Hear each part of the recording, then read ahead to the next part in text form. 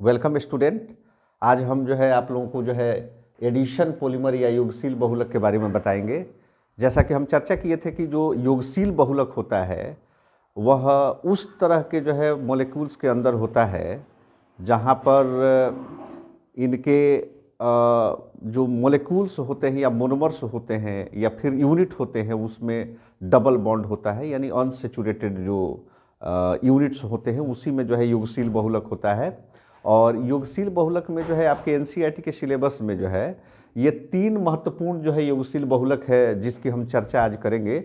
एक का नाम है पॉलीथीन, देख लीजिए यहाँ पे, एक का नाम है पॉलीथीन और दूसरे का नाम है टेफ्लॉन और तीसरा जो इम्पोर्टेंट है जिसका नाम है पॉलीएक्राइलोनाइट्राइल।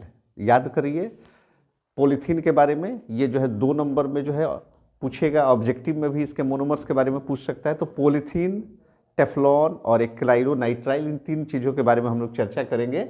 अब यहाँ जो पॉलीथीन है, ये पॉलीथीन क्या है तो बताइए कि एडिशनल पॉलीमराइजेशन से बनने वाला जो है पॉलीमर है।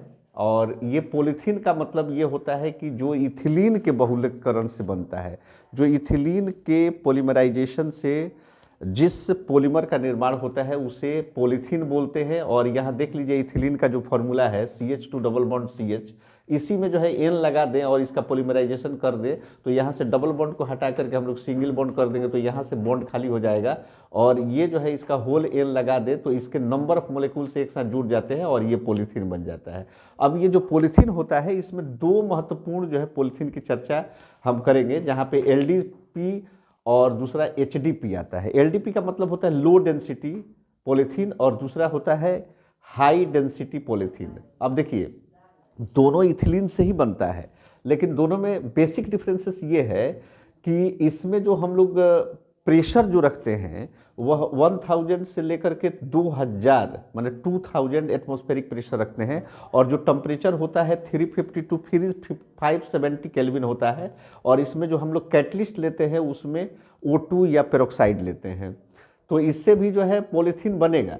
लेकिन ये पॉलीथीन जो होता है वो ब्रांच्ड पॉलीथीन या शाखित जो है बहुलक होता है, जो कि लो डेंसिटी का होता है। आपको पहले भी बता दिए थे कि जो ब्रांच्ड वाला जो होता है वो शाखित वाला जो है वह लो डेंसिटी या कम घनत्व वाला होता है और यह केमिकली इनर्ट होता है। इसकी प्रॉपर्टी की अगर चर्चा करें तो केमिकली इनर्ट का मतलब होता है रासायनिक रूप से जो है अक्रियाशील होता है, टफ होता है, फ्लेक्सिबल होता है और पुअर कंडक्टर होता है। इसीलिए इसका इस्तेमाल जो हम लोग जो है करते हैं insulation of electric carrying wire, यानी कहने का मतलब ये है कि जो इलेक्ट्रिक कैरी करने वाला जो वायर होता है उसके ऊपर के कवरिंग लगाने में जो है इसका इस्तेमाल करते हैं, या फिर लो डेंसिटी जो पॉलीमर या LDP जो होता है उससे हम टॉय या खिलौना बनाते हैं, फ्लेक्सिबल पाइप बनाते हैं और फिर जो है बोतल बनाते हैं। दूसरा इसका जो पार्ट है जिसको HDP या हाई डेंसिटी पॉलीथीन कहा जाता है, इसमें जो है देखिए अंतर क्या है कि इसमें जो हम लोग टेम्परेचर होता है उसको 333 से लेकर के 343 केल्विन रखते हैं और जो प्रेशर होता है उसको 6 से 7 एटमॉस्फेरिक प्रेशर को मेंटेन करते हैं।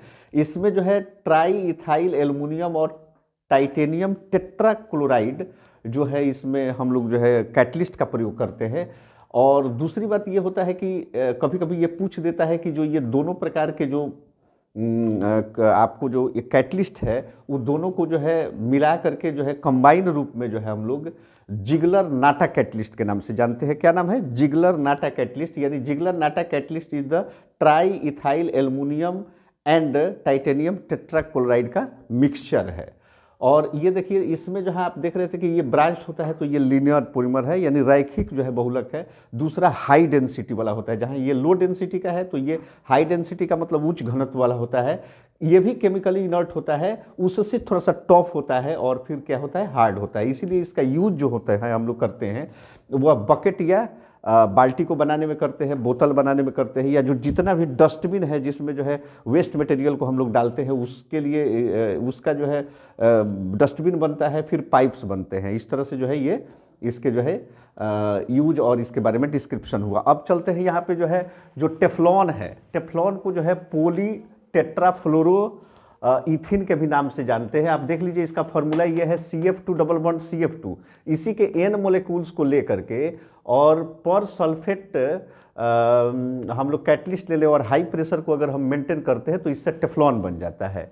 और ये टेफ्लॉन जो होता है केमिकली इनर्ट होता है। केमिकली इनर्ट का मतलब होता है रासायनिक रूप से जो है ये अक्रियाशील होता है, रेसिस्ट टू कोरोशन।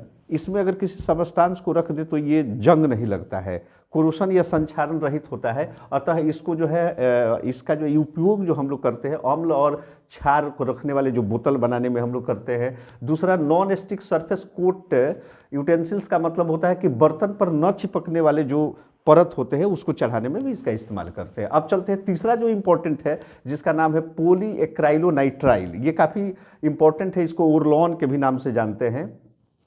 ये जो है क्या होता है कि एक्राइल नाइट्राइल का बहुलक है। एक्राइल नाइट्राइल का बहुलक है। यहाँ पे देख लीजिए एक्राइल नाइट्राइल का फॉर्मूला क्या है, CH2 डबल बॉन्ड CH और CN, माने साइनाइड जो फंक्शनल ग्रुप है ये इसमें इंपॉर्टेंट रूप से जो है रहता है। और ये पेरोक्साइड कैटलिस्ट जो है, ये पेरोक्साइड कैटलिस्ट इसमें इस्तेमाल किया जाता है। और इसका जब हम पॉलीमराइजेशन करेंगे तो देख लीजिए यहाँ का जो है डबल बॉन्ड हटा देंगे तो यहाँ पे एक बॉन्ड खाली हो जाएगा और ये ऊपर की तरफ शाखा में चला जाएगा। तो इस तरह से होल N लगा देंगे तो ये जो है अब बन जाएगा पॉलीएक्राइल नाइट्राइल।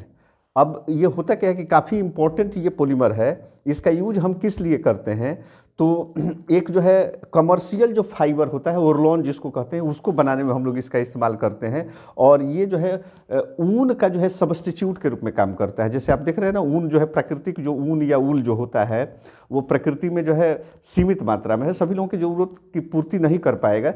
और उससे जो है ज़्यादा जो है सस्टेनेबल और ज़्यादा मजबूत और ज़्यादा अवेलेबल इससे जो है बन जाता है। और ये कमर्शियली फाइबर ओरलॉन जो है इससे बनाए जाते हैं। तो आप स्पष्ट तौर पे ये समझ लीजिए कि जो हमारा एडिशन पॉलीमर है वो एडिशन पॉलीमर जो है 3 रूपों में जो है आपके सिलेबस में जो है और तीनों के बारे में आपसे पूछा जा सकता है, पॉलीथीन के बारे में, टेफ्लॉन के बारे में और एक्राइलोनाइट्राइल के बारे में।